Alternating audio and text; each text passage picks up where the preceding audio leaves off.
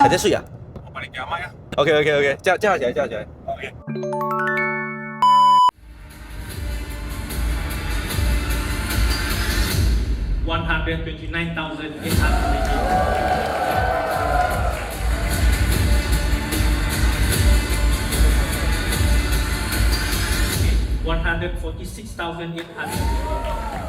惊不惊喜，意不意外 ？Win 了啊！我觉得真的是太有竞争力了。那有竞争力的价格，也要配上好产品，才是真正的竞争力嘛。那看了价钱过后，我们现在就要来看一下 Jetour T1 这台车的表现，到底是不是真的像我们讲的那样有竞争力？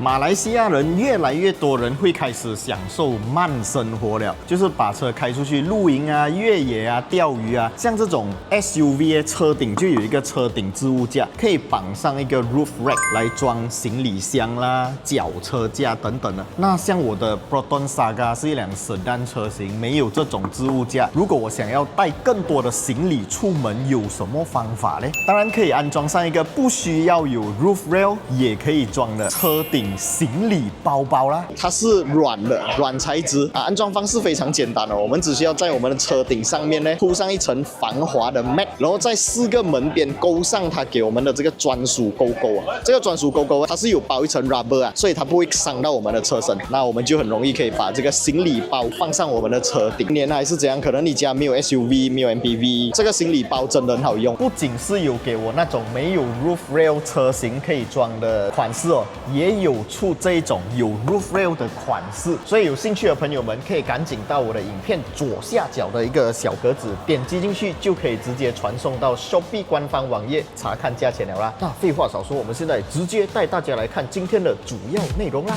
Let's go！ 欢迎回来 Rider ATS， 我是你们今天的主持人阿豪。没有错 ，Jetour T1 发布了2个 variant， 一个是1500cc 版本，一个是2.0版本。我们现在身旁的这一台就是2.0版本。我们等一下呢还会把这辆车长途体验一下，感受一下 Jetour T1 到底为我们带来什么样的感受。在那之前，我们先来看一下整辆车在 build quality 方面，还有它的外观 design 各种细节方面高不高分啦。首先，车头我们可以看到还是一贯的设计风格哦，就跟它的前辈啊，就是 Jetour T2 一样，是一个方盒子设计。只不过 Jetour 的 T2 呢，在外观方面啊，我觉得会比 T1 来的更加硬核硬朗一点点啊，比较 off-road 的那种风格。T1 呢就走比较 urban SUV 的感觉，都市型 SUV 的感觉。不过它还是秉持着一个坚持，就是方盒子 design。Bumper 方面已经没有掉那个我之前在 T2 上面不喜欢的那个假的那个 towing hook 的位置了啦。在 T1 的 bumper 在设计方面会看起来更加的简洁。两台车的车身尺寸啊是差不多一样大小的，比较明显的差别就是在 T2 方面你可以看到比较向外突出的这个 wheel arch， 然后因为 T1 它是比较面向于都市型 SUV， 所以它的 wheel arch 是平面的，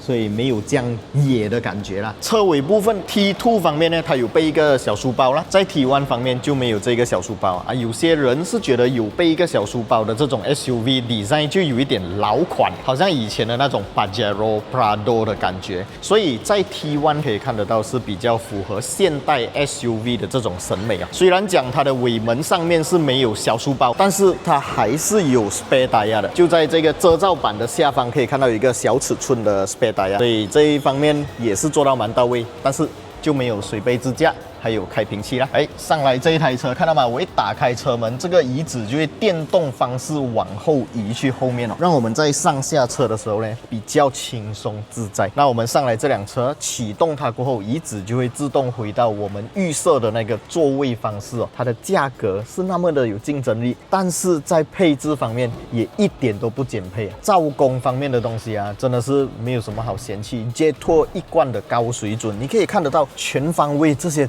整个 dashboard 上面全部都是软材质的 material， 然后椅子也是皮革包覆椅子，很好坐。我喜欢它的这个排档感哦，好像在驾那种 Jet Fighter 这样子的感觉，手感非常的好。还有一个切换模式的旋钮，在这里可以很快速的切换，你要越野模式啊、沙地模式、Eco Mode、Sport Mode 等等的啊，这些 Mode 我们上路试驾才来体验。现在我们直接感受得到的是整台车的前排。它的座位表现，还有它的用料表现都是很高规格的，尤其是还有一个15.6寸的巨型荧幕，滑起来也是非常的顺畅。现在我们来看一下后座表现怎么样啊 ？SUV 嘛，不管是 T1 还是 T2， 因为它的是个四方盒子设计啊，所以我们坐在不管是前座还是后座，头部空间都非常的好啊。现在很多 SUV 为了让它 design 看起来很有那种 coupe look 啊，在车顶部分后座方面就会往下压，可是这辆车你可以感受得到是它有一个很高的这个头部空间以外 2.0 版本呢还有一个全景大天窗，所以这个视野非常的通透。等下我们就让阿 Jeff 开这辆车长途行驶，我呢就坐在后面好好的体验一辆舒适型 SUV 可以让我们有什么样的一个长途旅行体验啊。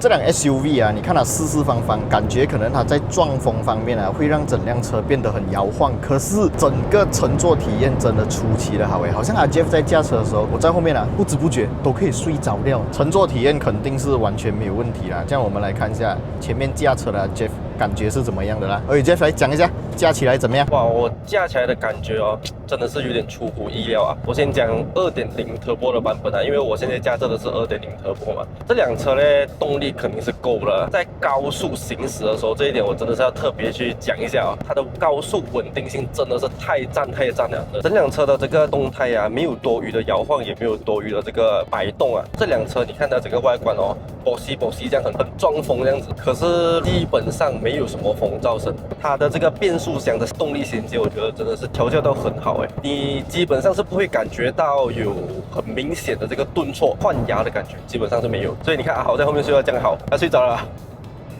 看睡了一整路哎，够力哦，真的是哎。后座的是我们的Million知名汽车媒体主持人啊，来我们来听看他对于这个1.5 Turbo 的这个 Jetour T1哦的驾驶体验是什么看法啦？1.5会比2.0少了整整105个牛顿米嘛，所以在起步方面，它肯定不会比这辆来的顺畅跟有力啦。2.0起步的话，你放油给一点油，它基本上就会去了啦。1.5的话，你就要重踩一点油嘛，才会起步咯。然后在高速方面的话呢，基本上你都是需要去让引擎去到高转了，它的力才会来。所以基本上大部分时间里面你都是需要踩蛮大油门车才会动起来啦。但是你说够不够用呢？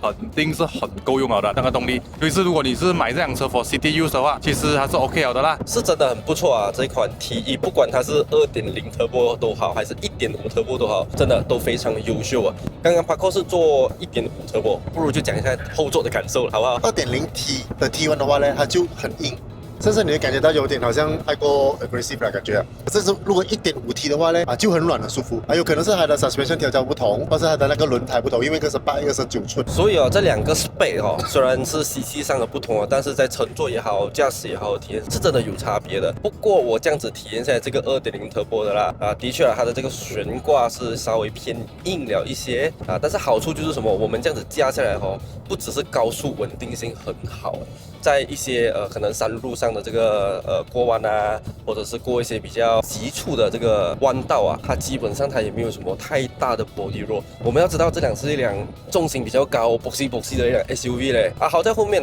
还在睡啊。我帮你给它卖啊。OK， 架起来。OK。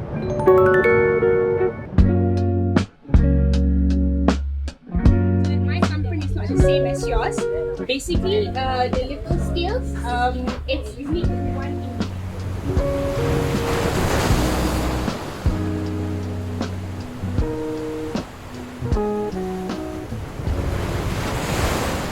真的是非常感谢 Jetour Malaysia 邀请我们来参与这个2天1夜的试驾会。这个活动真的让我们在其中体验到这个 Jetour 的 T1 的各种魅力。所以我们有这个机会可以长时间长途的来体验这台车，那可能一般的大众你们就没有这个机会来长途体验。所以我希望今天这一部影片可以把我们试到的这些细节内容都带给你们。那如果你们真的对这台车很有兴趣，都可以欢迎到全马各地的 Jet-Tour 展销厅去感受这辆车，试驾这台车，体验它。真的，我一直都在强调，这个世界上啊是没有一台完美的车，可是却有最适合自己的车。真的，你一定要来体验 Jet-Tour 的 T1 还有 T2。OK， 今天这一集影片大概就先讲到这里。喜欢我们的影片，不要忘记订阅、按赞，还有分享出去，小铃铛要跟它嘟下去。非常感谢 Jet-Tour Malaysia， 我们下一部影片再见了，拜拜。Real stats, real speed, real grip on the line.